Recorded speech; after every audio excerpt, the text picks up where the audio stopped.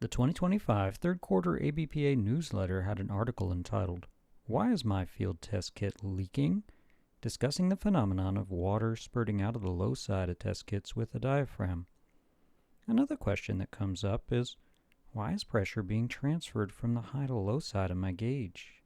In this brief video, we'll display the transfer of pressure that occurs from the high to low sides of diaphragm-based test kits, transducer-based kits, and bellows-based kits to help visualize this for you.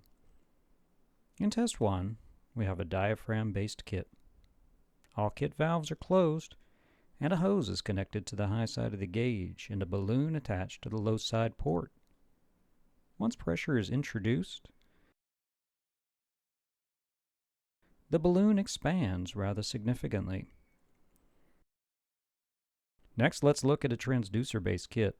Again, all kit valves are closed and a hose is connected to the high side of the gauge and a balloon to the low side port.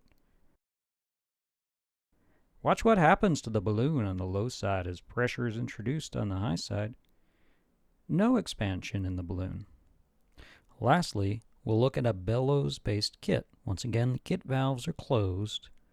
A balloon is connected to the low side port and a hose connected to the high side of the gauge. Watch what happens as pressure is introduced on the high side.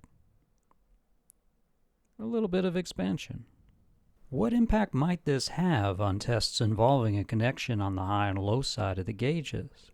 What have you observed in the field or in the classroom? Please leave a comment below this video and be sure to subscribe to our channel as we delve into more backflow mysteries in coming videos. Thanks for watching.